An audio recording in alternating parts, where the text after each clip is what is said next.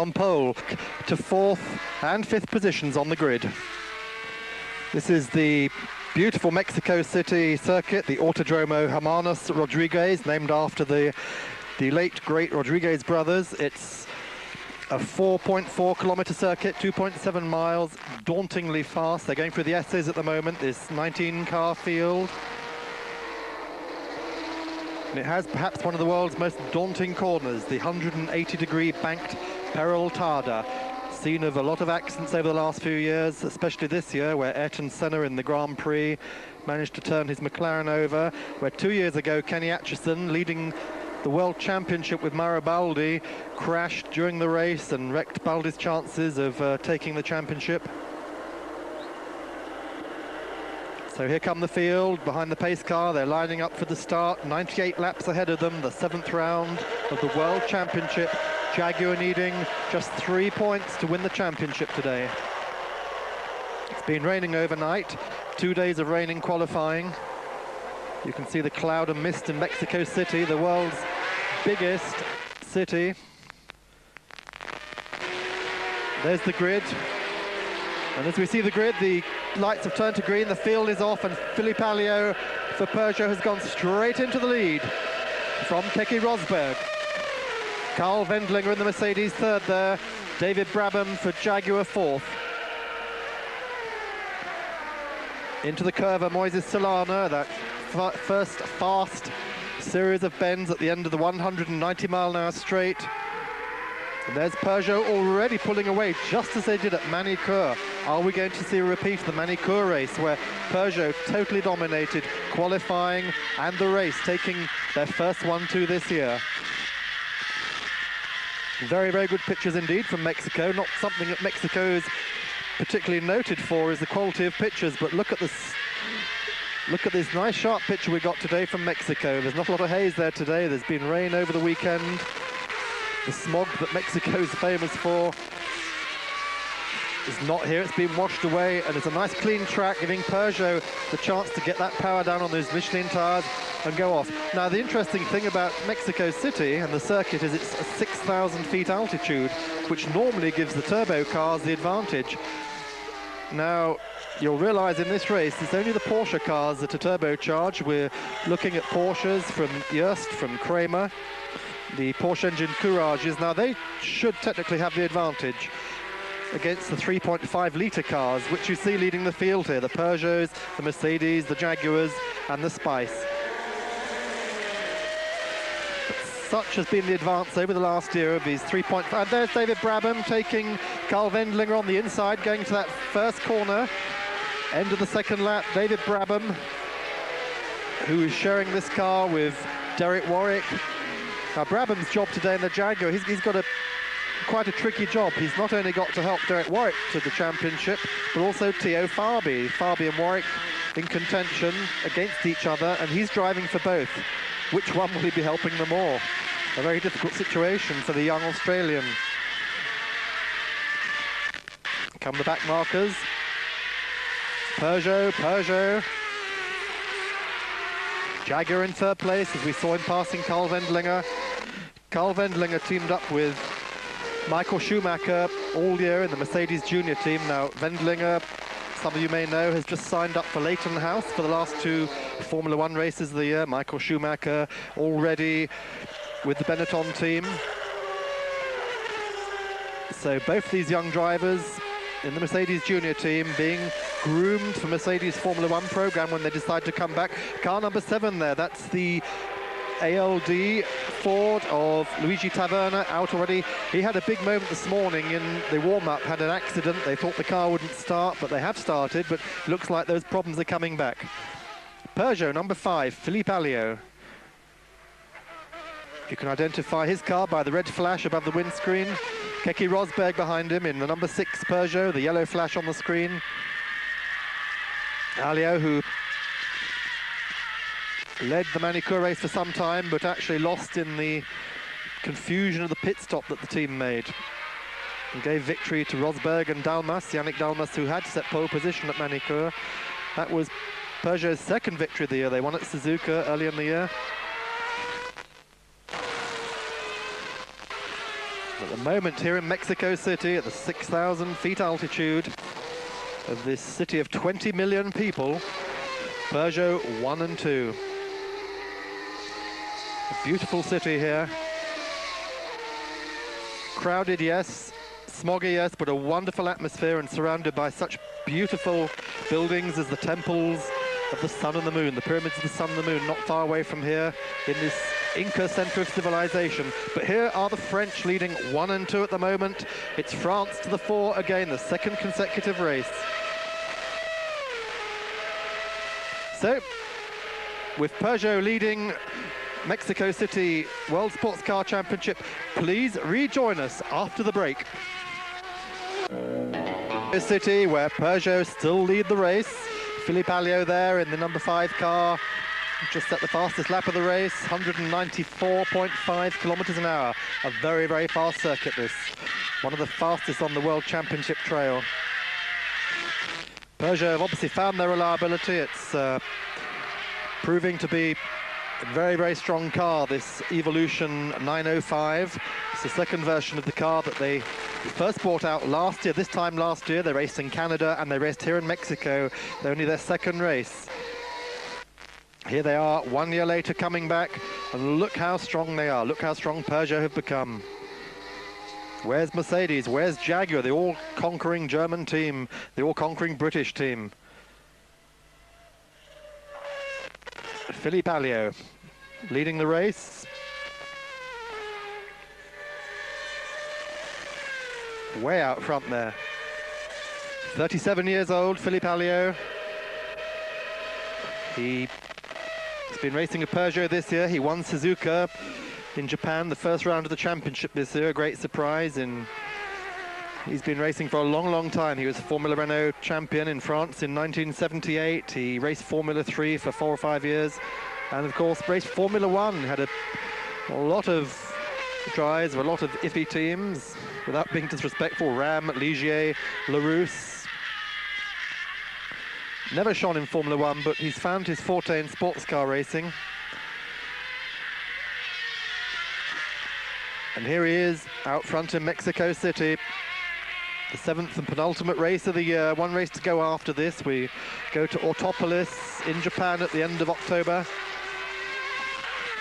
There you see the leaderboard. Number 2 Mercedes, the junior car, still up ahead of Schlesser. Now Schlesser has moved up into 5th place, just ahead of Bernd Schneider in the Joest Porsche. Now Joest have taken the opportunity this weekend to run 2 of their Porsches under the Salamin banner. Probably the last chance that Porsches will ever have to be competitive. They become obsolete at the end of this year when turbocharging is, to all intents and purposes, banned for once and for all. So Reinhold Joest, the German team owner, has put 2 cars in, Bernd Schneider and John Winter. And the other car for Britain's Derek Bell, Britain's 5 times Le Mans winner Derek Bell, driving with Gianpiero Moretti, the man who makes Momo steering wheels. And there is David Brabham in the number 3 Jaguar, 3rd place at the moment. David Brabham, who has shone so much this year. He won at Nürburgring in his first ever Group C race about 2 months ago, and just before that he had won the Spa 24 Hours for Nissan. Definitely a man to look out for, a future champion, David Brabham. Still at this time only 22 years old. 26 years old, I should beg his pardon. Father of Sir Jack Brabham, of course. Brother of IMSA champion Jeff. And Gary Brabham, the middle brother. Number 2 there, Carl Wendlinger, the man who's going to be racing in Suzuka for the Leighton House team, replacing Maurizio Gugelmin at that race. And then he will also race for the team in Adelaide when he replaces Ivan Capelli. And presumably will be joining the team for next year. Mercedes, following this policy of bringing on these junior drivers, they're looking at entering Formula 1, as I was saying earlier. They may not be doing it next year, but almost certainly the year after. Mercedes will be back in Formula 1 for the first time since 1955. And almost certainly spearheading their team will be Michael Schumacher and Karl Wendlinger, these 2 brilliant young Germans. the men that Mercedes have brought on in much the same way as Elf used to bring on French drivers like Prost, Tambay, Pironi. Germany's been short of great Grand Prix drivers for several years, certainly since the death of Stefan Bellof.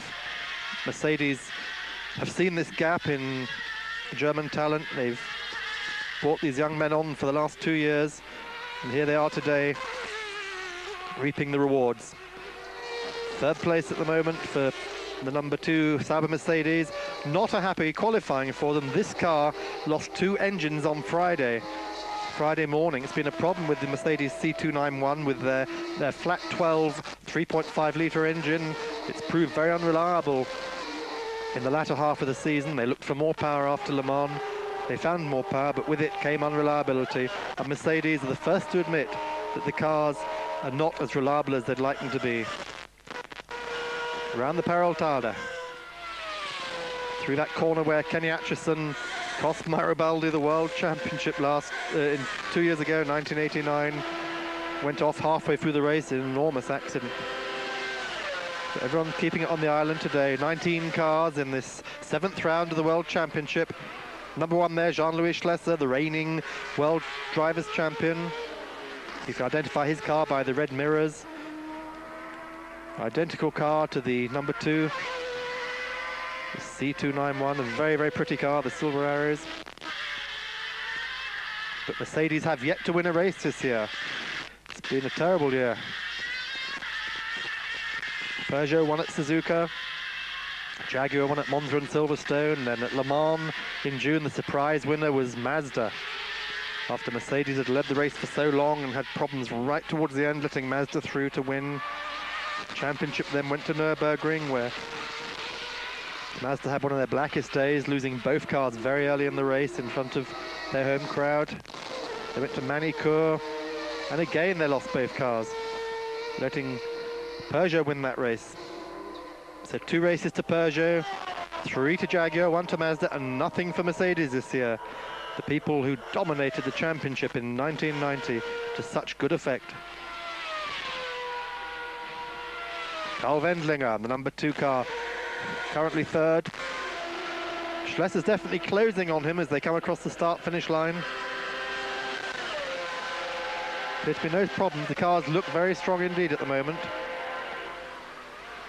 They run slightly richer, of course, there's less air, so they have to play around with the fuel mixtures.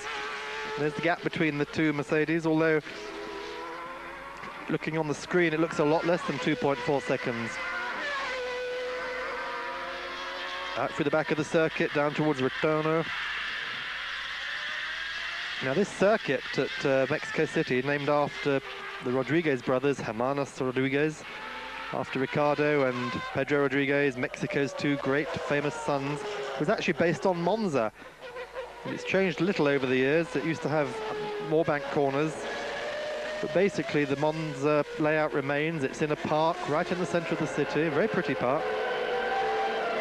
In between training sessions, all the population are out jogging, and Jesus Prayer there in the Brunn Porsche, the Repsol Brunn Porsche, and behind him, now here's the new car.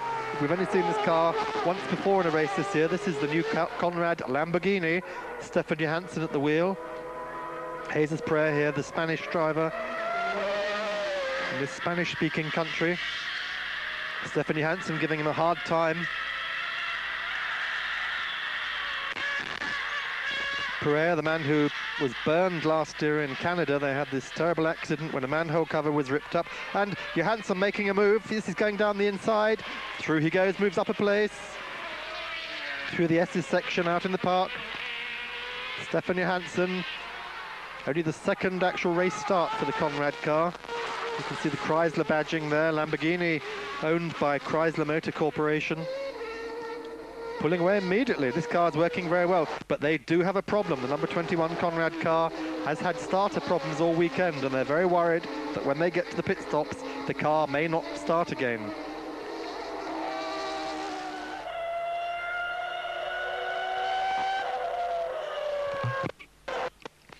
Stefan Johansson powering ahead there.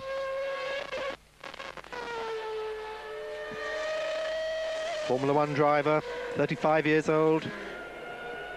to adapt to anything. He's been racing Formula One since 1983 when he started with Honda, in fact, with the Spirit Honda on its debut. There's Cor Oyser, the Dutchman, in the Euro Racing Spice. Now, he shouldn't be back that far now. The Spice should have had the advantage here. The factory Spices last year were well up, but already they're being gobbled up by the leaders. Number 13 car there, which is the Courage of Pascal Fabre. We saw that car stuck in the gravel, remember, at Manicourt. Lionel Robert put it in the gravel, and here come the leaders. Here's the Peugeots carving through already.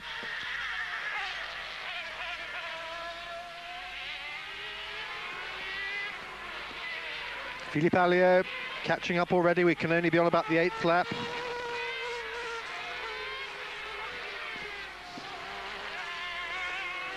Closing inexorably in.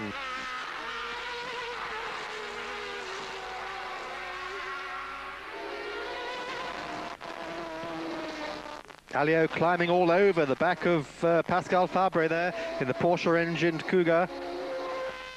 Now, having Porsche a turbocharged engine, you'd think the Cougar would have the legs here. These turbocharged engines make their own atmosphere, whereas the Peugeots, like the Mercedes and Jaguars and that Spice, are gasping for breath with this rarefied atmosphere. Not only the engines, of course, but physically demanding for the drivers. You have to get conditioned to this height. Same height as Kailami circuit in Johannesburg. The world's two highest racing circuits, Kailami and Mexico City. And here we are at Mexico City with Philippe Alliot leading for Peugeot. He's just passed Cor Oyser, the Flying Dutchman. In the Euro Racing Spice, which the Spice factory at Bicester in the UK is helping to develop. Euro Racing's one and only season with Spice, because next year they're changing to Lola with Judd engines. Alliot passes Jesus Prayer there. There's Manuel Reuter, the number 11 Porsche Kramer. Also seems to be struggling a bit. Now, he's had understeer problems all weekend, and he's complained bitterly. The car's been 3 seconds slower than it was last year, yet they've done a lot of development work. Just can't get the car to work. Mercedes both carving through. Carl Wendlinger and Jean-Louis Schlesser. And the Mercedes are definitely both catching on the Jaguars. Or the Jaguar. David Brabham there. He's being caught now. Whether he was held up by the traffic ahead or whether he's just dropping back and the Mercedes are speeding up, well, we'll find out after the break, so please don't go away. We'll be back in just a moment. On this dry but rather overcast afternoon, where we're watching the 7th and penultimate round of the World Sports Car Championship. We're also watching Peugeot repeating its Manicourt performance. Both cars out front, while we're watching Mercedes in 3rd place carving through the back markers. Manuel Reuter there in the number 11 Kramer Porsche. Reuter, incidentally, the only driver this year to have scored points in every round of the championship.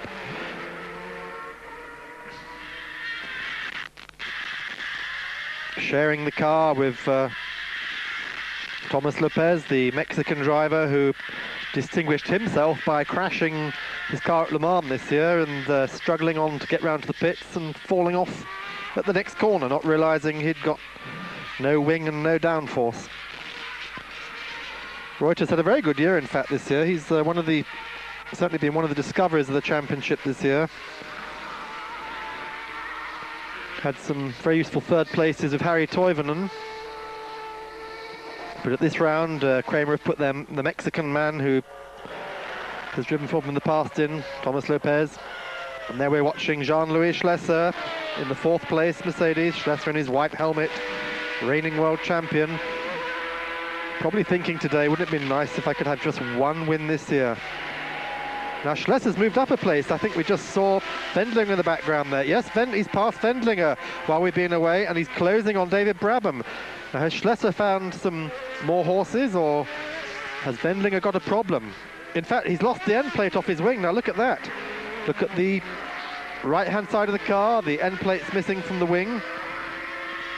Now that can't help handling, but he is closing on Brabham, definitely. He's going through like a knife through hot butter, or hot knife through butter.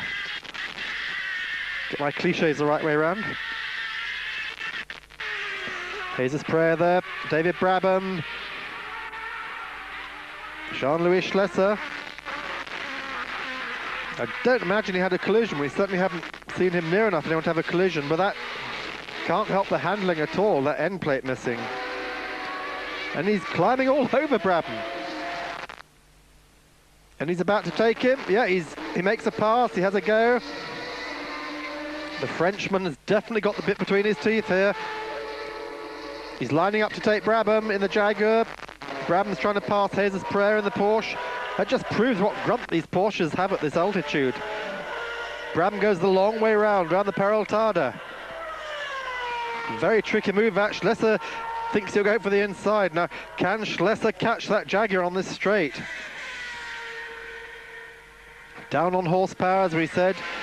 These Porsches have got this extra grunt with their turbochargers at this rarefied altitude.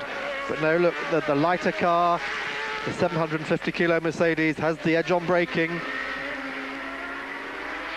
He's now going to charge after Brabham there through the curve. Moise Solana, sixth gear down towards Ritorno, into Ritorno. Second gear corner, third gear, back to second, up through the gears again, third, into fourth, heading for the S's. Section of the circuit the drivers really like this, although it is fairly blind, and just rejoining Philippe Alliot in the lead for a minute just to establish he's still there. I hope the producer takes us back to that battle between Brabham and Schlesser. Philippe Alliot in the Peugeot, way ahead now. He's pulled out a long way. It was 2.4 seconds. It's probably nearer 10 seconds now over Keke Rosberg. Last time we saw Rosberg at this circuit a year ago, he blew the engine to bits in front of the pits. But the way the Peugeots are running now in these last 2 or 3 races, doesn't look like any problems at all.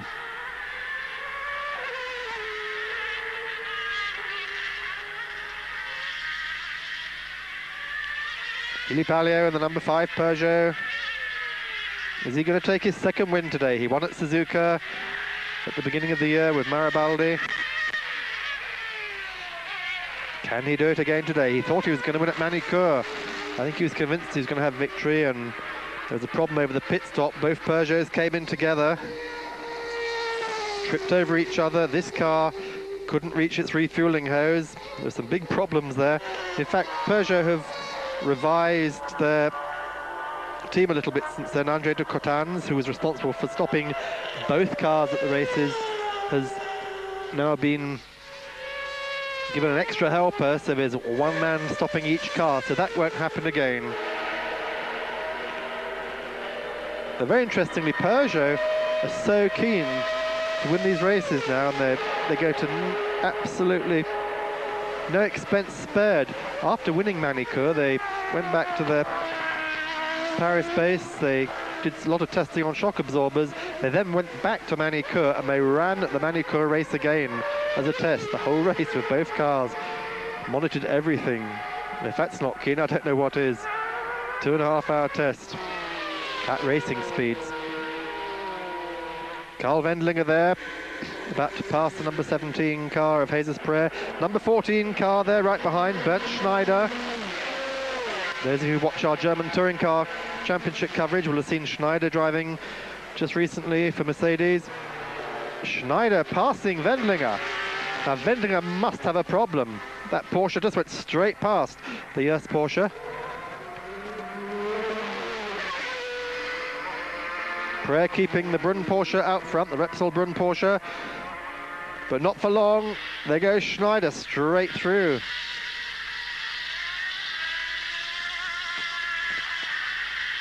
Blue flags there being waved at Prayer as Wendlinger comes by as well. Schneider showing the car with John Winter, pseudonym for this very popular Hamburg driver, whose name is actually Louis Krage, but for many years He kept quiet about his name. Stefan Johansson here, just being passed by David Brabham. We haven't seen much of Theo Fabi in the number 4 Jag yet. In fact, we haven't seen anything of him yet. David Brabham keeping that number 3 car ahead of Jean-Louis Schlesser. He's doing a very good job there, Brabham. Very good indeed.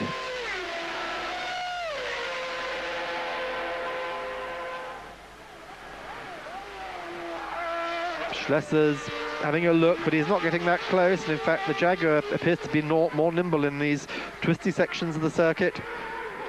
Hardly surprising when you look at that end plate missing from Schlesser's car. This will be interesting. If they don't think it's affecting the handling, when he comes to hand over to Jochen Mass, they won't waste any time. It's a splash and dash for these cars. They dump the fuel in at gravity feed. They won't have time to change a wing if they're in a strong position. And if Schlesser can convince Mass it's not affecting the handling, which at the moment it doesn't appear to be, well, it might be affecting the handling, but it's not affecting their competitiveness. That's quite obvious. David Brabham, 26 years old, British Formula 3 champion. Incidentally, while I mentioned about his Formula 3 championship 2 years ago, let's just have a quick look at today's results from Silverstone, where Rubens Barrichello won the penultimate round of the British Formula 3 championship from pole position. He beat David Coulthard to finish 3rd, which means that the British Formula 3 championship will go down to the wire at Thruxton at the end of October. Very exciting situations now down between Barrichello and Coulthard. And also at Silverstone this afternoon, Will Hoy became the British Touring Car champion.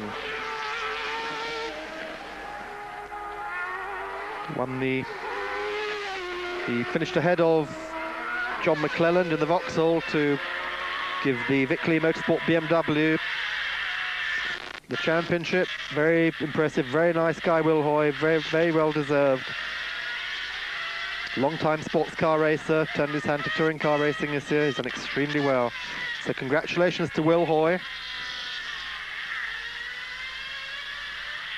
Bernd Schneider there in the Porsche. The US Porsche. This is one of US special cars with the special chassis. Quite far removed now from the original 962 with its separate rear wing. US racing, do a lot of racing in America in the IMSA Championship. One Daytona, of course. Several times with Bob Wallach. Wendlinger attacking back. Schneider went by him 2 laps ago. Now Wendlinger's coming back again. Now, has Wendlinger had a problem? Why was he dropping back? They don't have to save fuel with these 3.5 litre cars because there's as much fuel as you want in this race. Schneider, of course, has got to drive to the fuel formula. He's only given a certain amount of fuel for the race. Wendlinger coming back very strongly now. Although there is where the grunt tells. Although that Porsche weighs 950 kilos against the 750 kilos of the Mercedes, he's got more power on the straight. And this is where the Mercedes can catch up. Much more nimble, the car's lighter. There's no turbo lag. Flat 12 Mercedes against flat 6 Porsche. But the difference is the turbocharger. You can see just how bumpy this circuit is. This has been a main complaint at Mexico for all the Grand Prix years and all the sports car years. It's just such a bumpy circuit. The circuit was actually opened for its first international race in 1962. It was redesigned in 1986. Rather than redesigned, it was modernized. The early Grand Prix there, they had terrible crowd control problems, crowds spilling onto the track, and had to hold up the Grand Prix 2 or 3 years running. There's another new car as well. This is the car of Oscar Larari, the Argentine driver. That's the Brun Judd car that we saw very briefly at Manicourt. Rosberg just passing him. It's having a good race.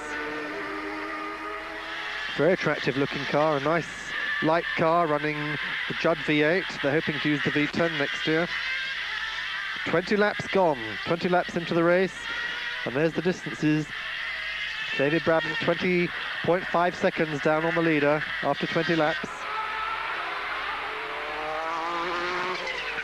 Second place man here, Keke Rosberg, who won at Manicur with Yannick Dalmas. Manuel Reuter, just ahead of Pascal Fabre there in the Cougar. And there's the Mazda bringing up the rear. We haven't seen much of the Mazda. Here's one of these rather interesting shots, and stuck down the curb on the exit from the Peraltada there. Very low-level shot. The Mazda there, driven by Belgian journalist Pierre Dieudonné and Yojiro Terada, the Mazda's Japanese #1 driver, about to be gobbled up. The Mazda running their rotary car still. This is last year's 787. It's not the 787B, which won Le Mans this year in the hands of Bertrand Gachot, Johnny Herbert and Volker Weidler, but last year's development car, which they're just using to get everything ready for when they do return. A lot of rumours surrounding Mazda this weekend. Suggestions that Mazda could run a car next year with a Ford engine, a DFR. Mazda have been very quick to deny it, but the rumours have certainly been growing that they want to run a car for a year just to get used to 3.5 litre normally aspirated engines while they're getting their own Mazda engine built. Highly unlikely, says Mazda, because they actually can't see much point in going racing using someone else's engines. But then one can only look at the Jaguars, who are racing with Ford engines, although they are badged as Jaguar engines, the Cosworth V8, the HB. Jesus Pereira, and behind him, Pascal Fabre in the Cougar. These two cars still glued together, having a good race amongst themselves. Keke Rosberg into the 21st lap here in Mexico City.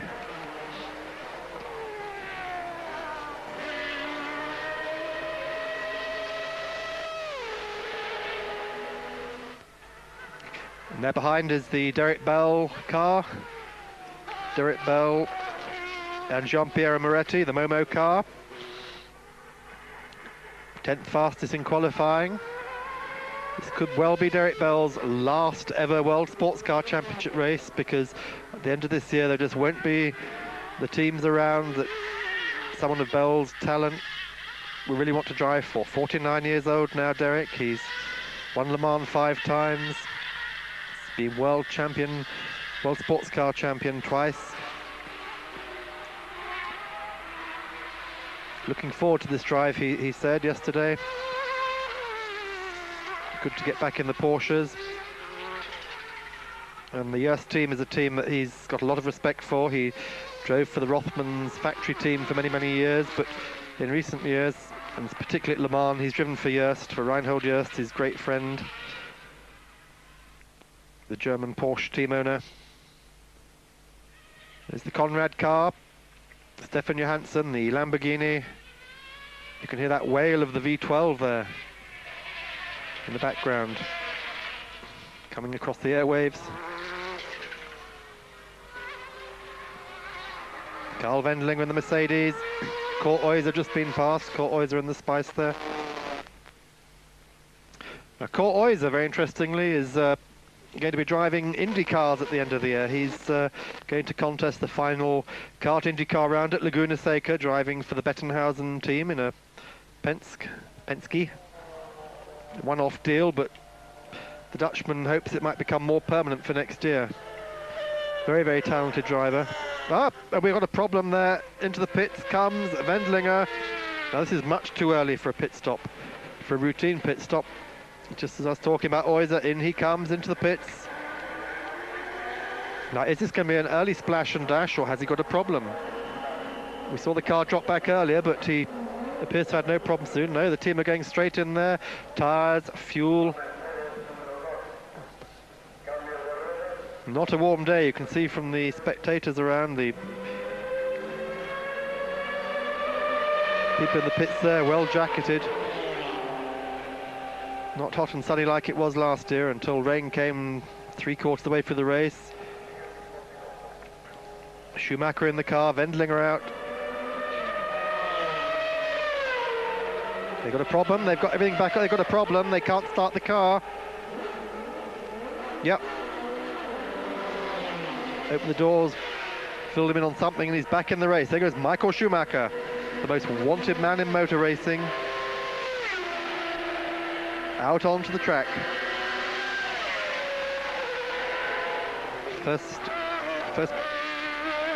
pit stop we've had, first routine pit stop, and he joins just behind Schlesser, although of course a lap down.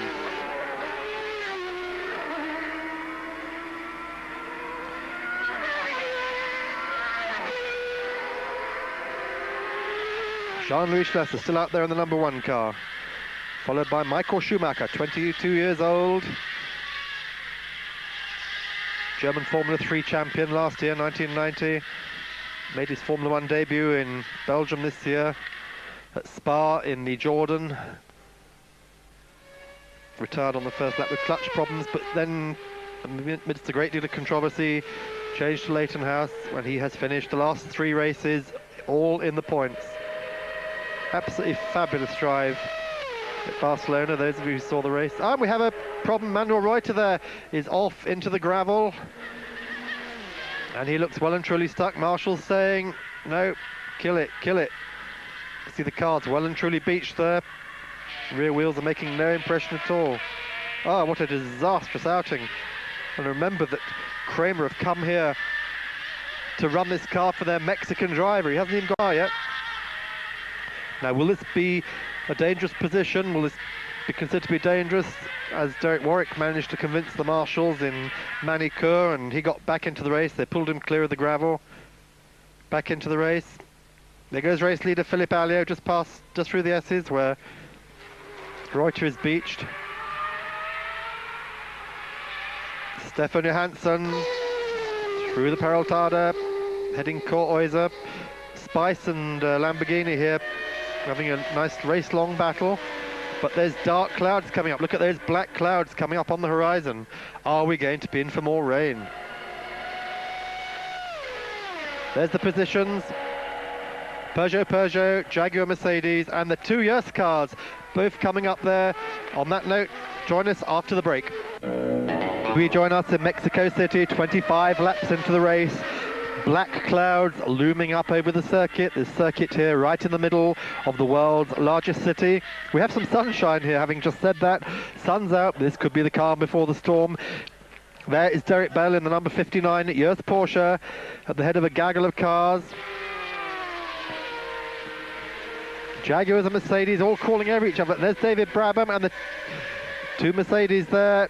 Jean-Louis Schlesser in the first, the Mercedes. Remember that Michael Schumacher is a lap down at the moment, having made his pit stop. Schumacher coming out to pass Schlesser, having a look down the inside, and he takes, no he doesn't, he almost does, having a go at Schlesser, but it looks like it might well rain.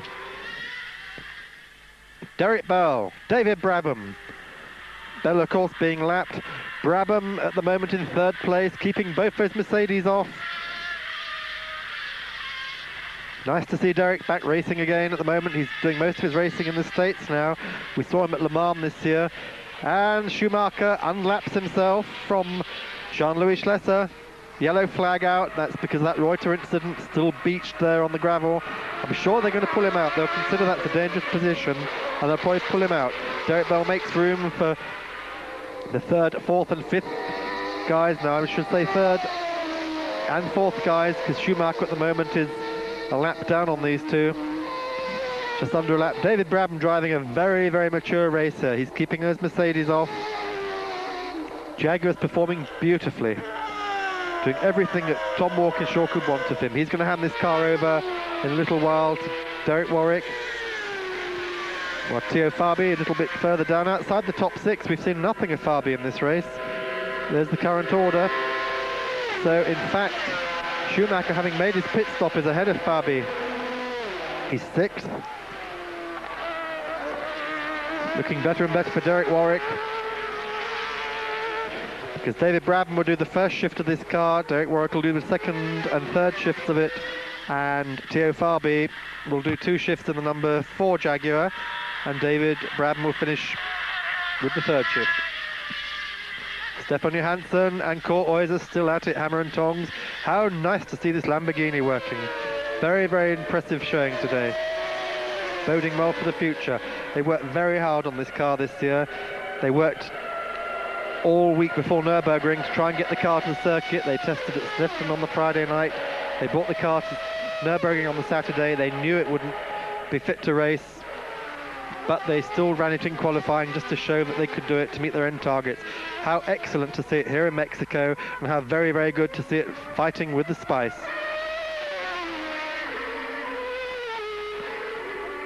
And there is Keke Rosberg coming into the pits for his stop. Door open already. Anything that can save time. Yannick Dalmas getting ready to jump in the car. Rosberg out.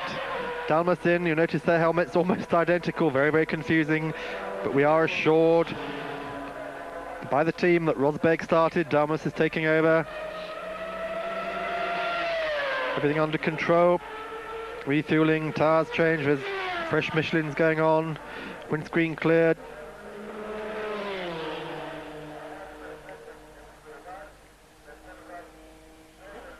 Brakes off. Off we go. Nice stop there for Peugeot. Very, very nice stop indeed. No problems, no delay like we saw the Schumacher-Wendlinger car have. Out it goes, back into the race.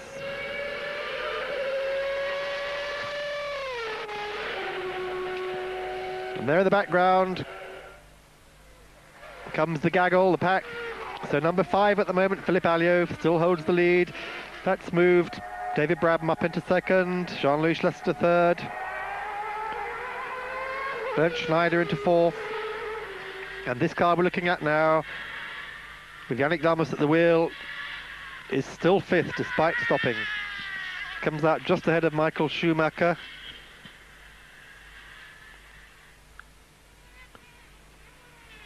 Yannick Dalmas, pole position at Manicourt, and won the race of Keke Rosberg. David Brabham and Michael Schumacher here, fighting it out now. Schumacher flashing his lights at Jesus Pereira, telling the Spaniard to get out of the way. He wants to come through. The superior braking performance of the lighter Mercedes carrying him past the Brunn Porsche there. Now Schumacher still has to unlap himself. Keke Rosberg there doing what I quite like to do at this moment, having a great big drink. David Brabham in the number 3 Jaguar from Michael Schumacher in the number 2 Mercedes. But remember, Schumacher is still 1 lap behind, having made his pit stop. Brabham has to stop yet. Yellow flag still there on that corner. That man's a very brave marshal standing out there on the track. These cars aren't slow through here. It's a 4th gear corner. They're probably doing 140 miles an hour. Michael Schumacher showing what he's made of. This brilliant 22-year-old German must be a future world champion.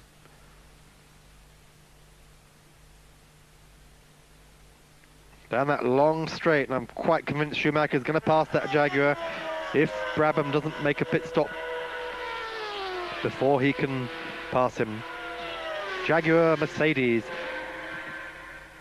3rd place and 6th place.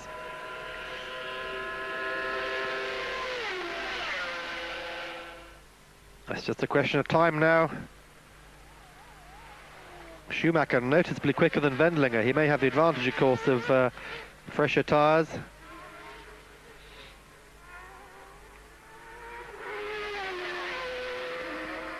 Certainly a dedicated man. Schumacher must have his mind on the job here, but he's got a lot of Formula 1 races to go yet.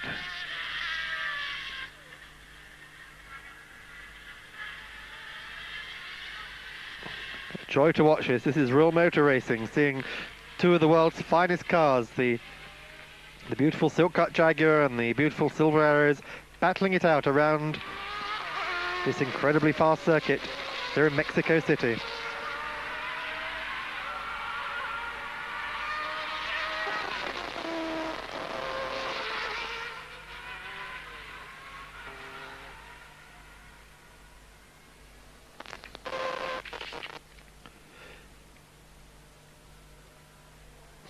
David Brabham must be just about due for his pit stop, surely.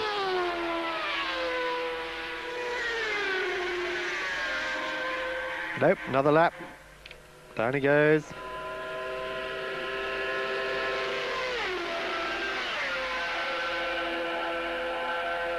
Schumacher, who won this race last year, Maribaldi and Jean-Louis Schlesser actually finished first, but they were then excluded because the car had too much fuel on board. And Michael Schumacher inherited the win.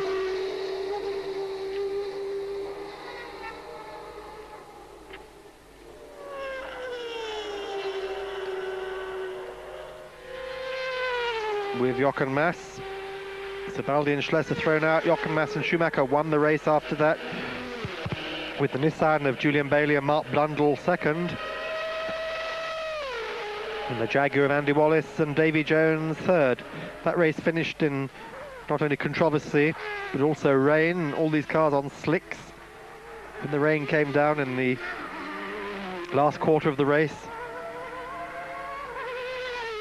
But no such problem today, not yet anyway. Those black clouds don't seem to have come any nearer. In fact, you can see the heat haze coming off the track. There is a heat mirage here, the sun's been out for a while. Yannick Dalmas in the number 6 car.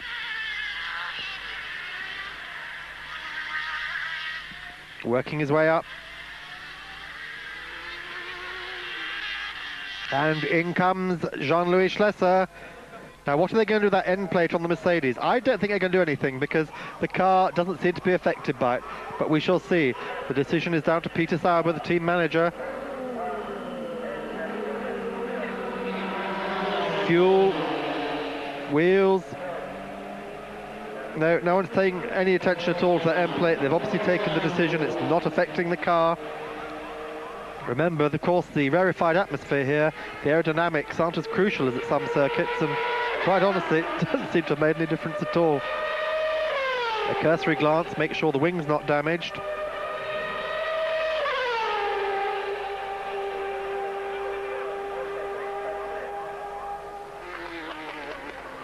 Schlesser stays in the car. Philippe Alliot still leading the race. He's got to stop yet, remember.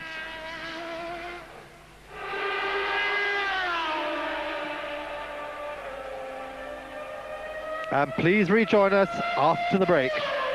Autódromo Hermanos Rodríguez, named after Pedro and Ricardo Rodríguez, Mexico's great motor racing heroes. Those of you who saw Pedro Rodríguez driving those Gulf Porsches in the late 60s, early 70s, my goodness. One of motor racing's finest memories for me, and probably the one man, Pedro Rodríguez, who got me involved in sports car racing. Particularly that drive at Brands Hatch in the wet in 1970. A day that many, many fans will remember all their lives. But this could be a day that Philippe Alliot is going to remember. Here he is leading the 7th penultimate round of the World Championship. He has yet to stop. David Brabham at the moment also has to stop. He's in 2nd place. Bernd Schneider, 3rd place. Everyone else has made their stops now. Don't be fooled by the length of time that Alliot is staying out, because they can decide when they want to come in for their fuel. The car in front of him, the number 6 car, which Yannick Dalmas is now driving, obviously decided they would stop before they'd used much more than 75% of their fuel. Alliot is probably going right on, because we're an hour into the race almost now. Just coming up to the hour mark. Race started at 2 o'clock, it's just coming up to 3 now.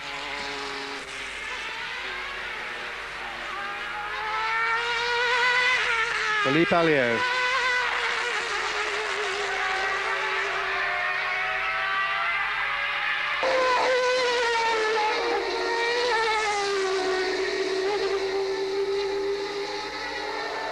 Through the S's.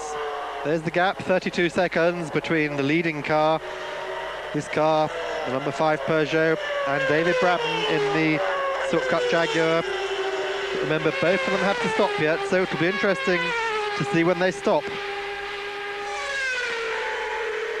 What the difference will be when they come out again. Michel Trollet in the Cougar Porsche there, and there comes Gianpiero Moretti bringing out the Momo car that Derek Bell's just handed over to him.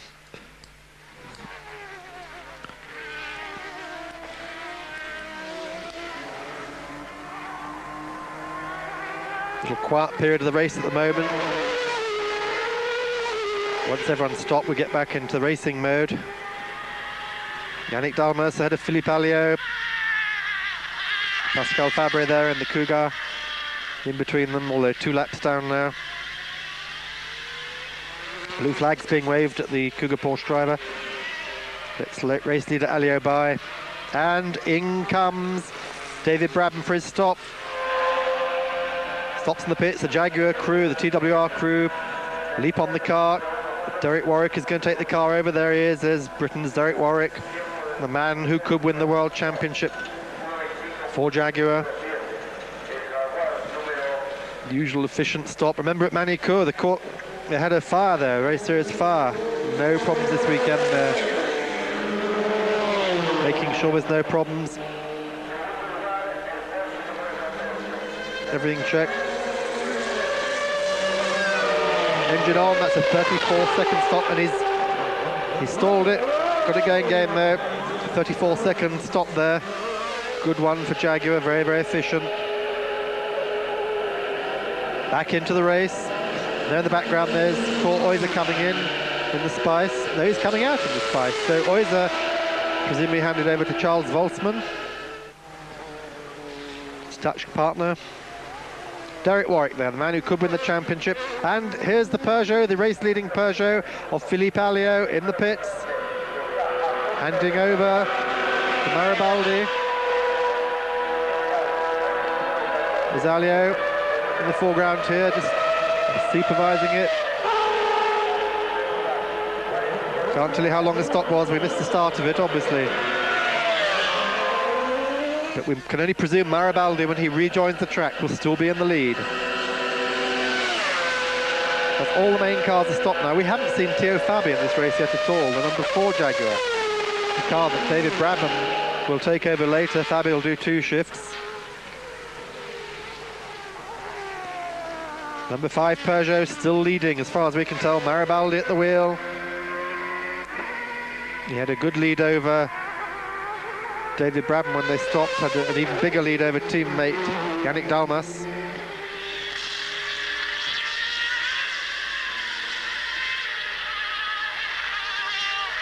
Very important races for Peugeot. It'll be their 3rd win if they can dominate the race this year. Latin America, big market for them. Peugeot, a worldwide motor company now very much, and almost 6,000 vehicles sold in this part of the world last year. Very much a growing market. Same as for Jaguar and Mercedes, of course. It's a very important market for them too. Not just Mexico, but Latin America.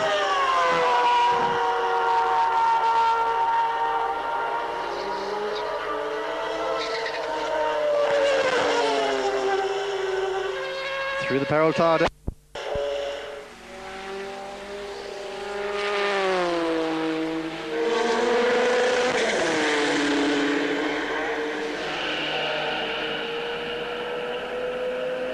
Yes, confirmation John Winter is now driving the car.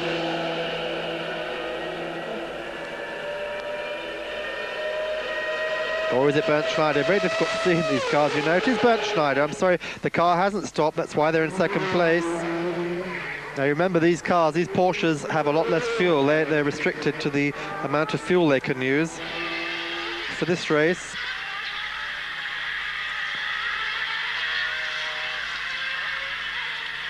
They have to run as Category 2 cars.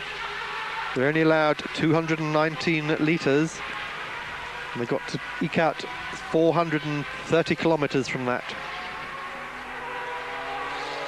So they have to run slightly lower revs, measure their pace. They're driving on the fuel computer as much as anything, whereas these guys, the Mercedes, the Jaguars, the Peugeots, are just driving on the rev counter and going flat out. Michael Schumacher coming up behind Gianpiero Moretti. Stick to the yellow frog eyes of the Mercedes there.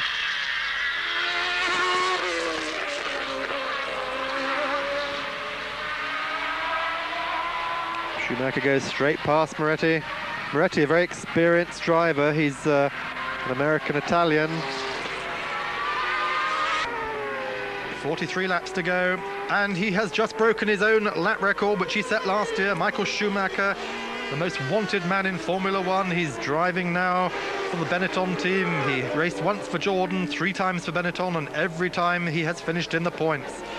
This man is surely going to be world champion in the not too distant future.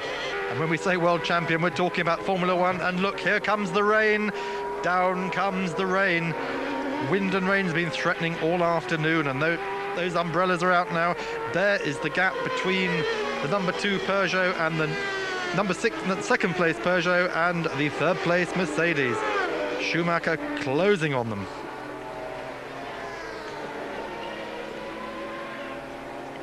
Through goes Maribaldi. Carl Wendlinger in the pits, getting kitted up, ready to return to the fray. Still not at all well, but he's going to go and do his stint, he says. And in comes Michael Schumacher. It's on lap 60, handing over the car. Mercedes crew jump on it. Wendlinger opens the door to have a talk with Schumacher. Is he going to get in or not? No, he's not. He's not getting in. Schumacher said, don't worry, I'll carry on, I can do it. I think Wendlinger looks like a very relieved man, maybe disappointed he's not going to be out there on the track again, but perhaps relieved for his health. Michael Schumacher charges straight back out again. Very good stop there. Bernd Schneider hands over to John Winter. John Winter achieved great fame by winning Le Mans in 1985 with Joest. He used the nom de plume John Winter because his mother didn't like him racing. He won Le Mans and his face was on the front of every newspaper in Europe. Of course, she saw what happened.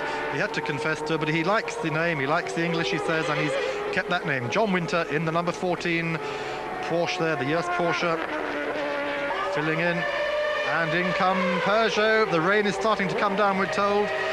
And in comes Maribaldi. Are they going to change to wets? Yes. Dry slicks are coming off, wet tyres are going on. And out goes Maribaldi. The rain has started the vengeance now. It's one of these circuits where it can be raining one side of the circuit, dry on the other, but we can assure you this side of the circuit is the wet one. Look at that, there's the rain coming down. Maribaldi, the first car onto wets, and there he goes tiptoeing through that bottom corner, the corner that caught everyone out last year, 10 laps before the end.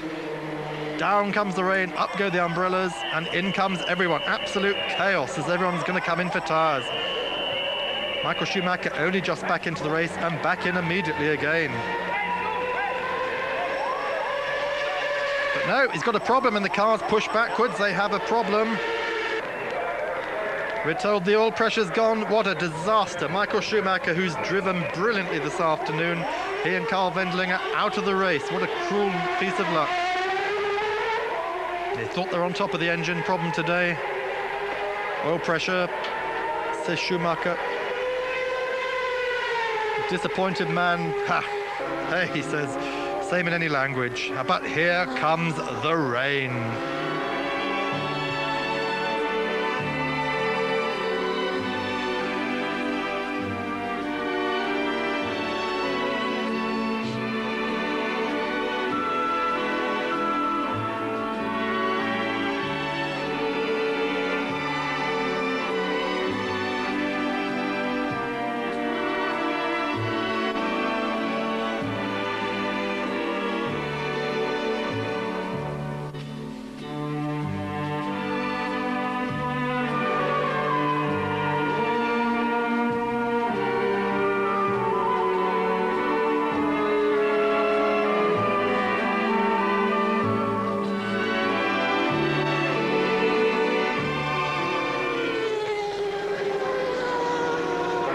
Derek Warwick there asking for the last dance.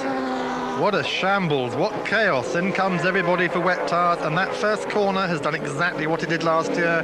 It caught out everybody who's on slicks, and there they went. You saw the Jaguar, the Ockenmass Mercedes, the Mazda, the Ur Racing, Spice, and Bernd Schneider there, now back in the car, the number 14 car. Yannick Dalmas there, picking his way through the gloom. Peugeot is the first car to go onto wet tires, but even so, look at that, slipping and sliding all over the place. And into the pits comes Derek Warwick. He's made it back after that double pirouette, once on the grass, once he got back on the track. He's onto wet tires. But Keke Rosberg now back in the car, and they're all told to put lights on. Rosberg's back in the number 6 car. Yellow caution lights flashing to tell everyone how dangerous it is.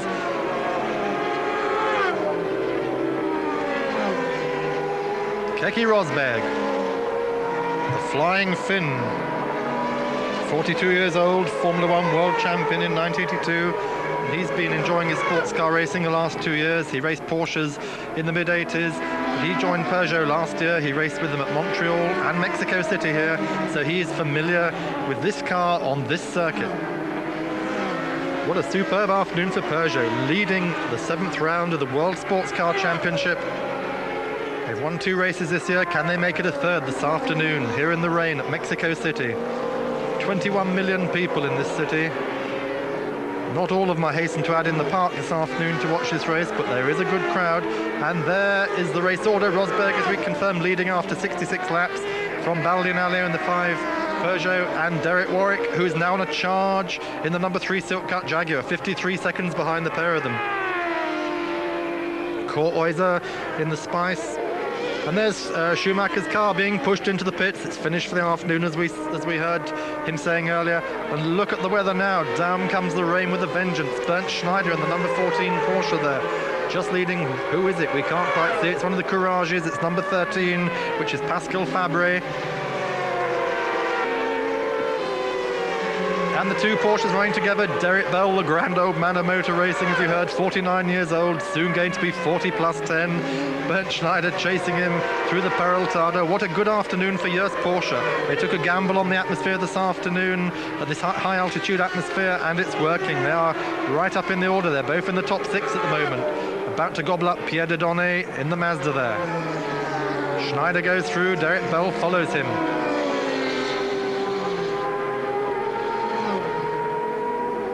Derek playing the caution. And there is number 5, it's Philippe Alliot. He's on intermediate tires, and this is the price he's going to pay. He is spinning the Peugeot. He's already lost the lead after a slow pit stop. Now he spins the car. He's going to pirouette it back into the race. Please rejoin us back in Mexico City after the break.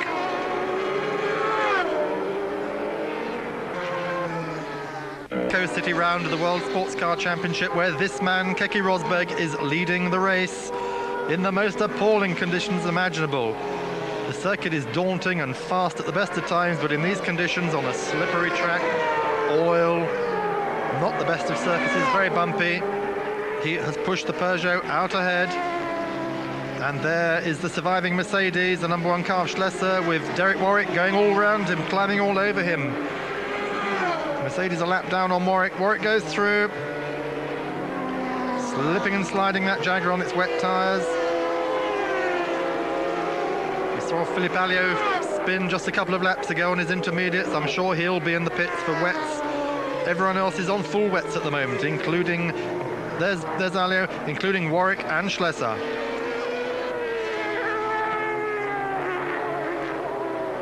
What a superb drive by Derek Warwick. Just about to split the Peugeots. Catching Alliot hand over fist now. There he is right behind him. 7.4 seconds between these 2 cars.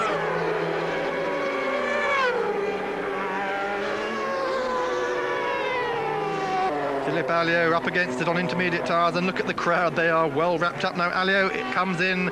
He's going to change from his intermediates onto full wets to join everybody else in the race.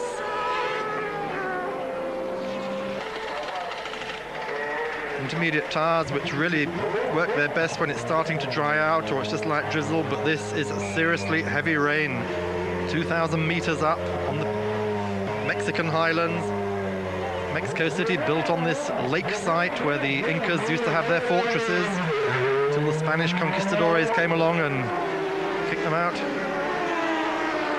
All the kicking this afternoon is being done by Peugeot, but Derek Warwick at the moment is splitting them. He has moved into second place with that stop of Alio. Keke Rosberg leading for Peugeot in the number 6 car. This man third, and there's confirmation. Peugeot, Jaguar, Peugeot, Mercedes, Porsche. And all that Jaguar have to do this afternoon is finish in the top 6 to be assured of that World Championship for the third time, the World Championship for teams. Here goes Derek Warwick. He is on a flyer. Fastest man on the track. And Franz Conrad spins the Conrad Lamborghini out there. They've had some starter motor problems. The car has stalled. He can't get it going again. That starter motor must be jammed. They've had problems of it all weekend. And yes, he's abandoning ship, and at the moment it is a ship. Right in the middle of this very, very wet river they call the race circuit. Derek Warwick charging like only Derek Warwick can. When this man gets the bit between his teeth, off he goes. And there's Jaguar watching the gap coming down. It's going to be tumbling. Jaguar 200 miles an hour in the dry, not quite the same at the moment. I wouldn't risk it. And there's the gap, 15.3 seconds, slipping and sliding through that first turn. I'm sure it's going through Derek's mind every time he's gone through that corner for the last 10 laps. What happened when he arrived there on slicks? And the Jaguar crew getting ready to hang out the boards. Every lap that's coming down, it's down to 11.6 seconds, and he's definitely closing now on Alio. On Rosberg, I should say. Sorry, on race leader Rosberg. He's got Alio behind him. Could Jaguar pull off a famous victory? The TWR crew certainly think he can. He think he's got a good chance. And the gap is now down to 8.6 seconds. It's tumbling every single lap. Can he do it in the time remaining? There's only 10, 12 laps left. Derek Warwick on one of his flyers in the wet. And there is the Mercedes of Jean-Louis Schlesser, Jochen Mass. It's out of the race, I'm sure. The crew of mechanics, the marshals are pushing it down to that first corner. And it's got water in the electrics, we're told. But no such problems for this man, Keke Rosberg. And Derek Warwick spins. He spins the Jaguar at that bottom corner. Oh no, it hasn't cost him that much time, but I'm sure it's going to cost him some of that gap he was closing on Keke Rosberg. There's Keke Rosberg.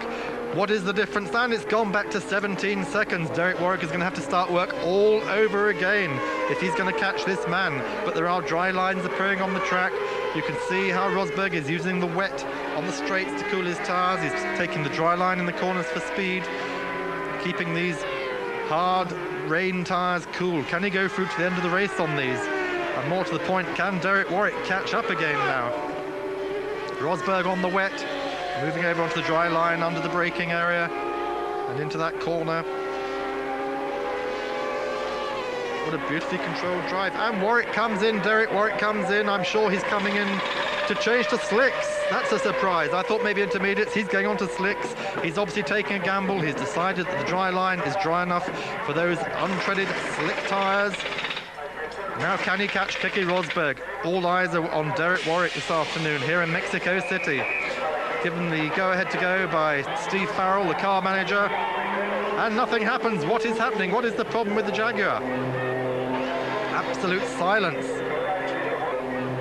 Electrical problem, maybe the starter problem. They had a starter problem earlier this year. And yes, mechanics getting under the back of the car. They're going to change that starter motor. What a tragedy. Derek Warwick charging up through the field. Makes a gamble to stop for slick tyres, and the car won't restart at its final stop. And there's the two Peugeots. They're a lap apart. Philippe Alliot in the red street car is in second place. Keke Rosberg behind him in the yellow flash car leading the race. It must be another Peugeot 1-2 unless they can get Derek Warwick back into the race, and at the moment not a lot happening there. First and second, one lap apart, Peugeot and Peugeot. And who will be third? This is the point now. Both Mercedes out. I should imagine Bernd Schneider must have taken third place with John Winter in that year's Porsche. We shall see in a moment. Derek Warwick is still in the pits. Peugeot heading on for what must be their third victory of the season, their second 1-2 in a row. There's the gap between them. It's 100 seconds. But there's no hurry as long as the Peugeot is leading It doesn't matter where the second Peugeot is in relation to it. Bernd Schneider is third. He's in third place. What a superb swan song for the Porsche 962. Probably its last ever competitive race in the World Sports Car Championship, up in this rarefied atmosphere in the Mexican highlands. Great drive by Bernd Schneider and John Winter. And into fourth place comes the Dutch Euro Racing Spice of Cor Oyser and Charles Volsman. That's another good performance for them. 4 times. They will have been fourth this year if they can hold this. There's 4 laps to go. Where is the Jaguar? All eyes. Can it get out in 6th place? It must get out in 6th if it's going to win the World Championship today. They've got the starter fixed. It looks like it. The car's been lowered and it starts immediately. Back out goes Derek Warwick in the XJR14. He's charging out of the pits. He is on slick tyres, remember. The only man in the race now on slicks. But he has lost 6 laps and he rejoins in 6th place. If he can hold this position to the end, he will get those vital points that Jaguar need to win the World Championship today. But the Drivers' Championship is going to still be wide open between Theo Fabi, Derek Warwick, Keke Rosberg, Philippe Alliot and all. Through goes Derek Warwick. On slick tyres, remember, everyone else on wets or intermediates, probably all on wets. Through the Peraltada goes Keke Rosberg for Peugeot. The end of the 98th lap, and he's going to take the checkered flag. There it is, and Peugeot, another famous victory. 2 1-2s in a row. John Todd there of Peugeot, congratulating all his team members. What a fine performance. In comes Rosberg with Schneider following him, confirmed in 3rd place. Great drive for both of these very, very talented men. Keke Rosberg, Yannick Dalmas winning by 1 lap from Alliot and Baldi. Schneider and Winter coming in 4 laps down, and Jaguar finished 6th. They have won the World Sports Car Championship for the 3rd time, but the driver's title is still going to be wide open. There's confirmation. Jaguar from Peugeot, from Mercedes. What a disappointing year for Mercedes. 50 points, 33 behind, 43 behind Jaguar. We asked Keke Rosberg if he thought he'd ever win. Well, it's been a long race, he says. At the beginning, Philippe Alliot gave me a push, I don't know why. After that, we had big understeer in the car, and it made no real sense to fight for the lead. You know, the car wasn't perfect. Yannick Dalmas had a long stint, you know, and we gradually came up step by step. The car got better, the handling improved again. I only know that we passed Alliot and Baldi. I don't know how or where we passed, but we caught them up and we found ourselves in the lead. Aber der Jaguar kam ohne Zweifel, kam näher und näher und dann ging an die Box, um sich vielleicht doch noch einen Vorteil zu holen mit Slicks. Das ging dann schief, aber es hätte auch anders laufen können. I don't think so, says Keke. The Jaguar had soft tyres on, which were quick when it was really wet, but once it dried out, harder work. We had hard tyres on all the time, so we were still able to go fast, even towards the end. Keke Rosberg, his 2nd win in 2 races, must be a happy man, although after Manicourt, he was surprisingly unhappy about it all. And there's the driver's situation. Fabi, Warwick, Alliot and Baldi, any of those 4 can win the championship. I asked to come in, the radio was not working, and they gave me no arrows to stay out, and then the starter motor broke. So disappointed. You've been very angry about this? You could say that, yes.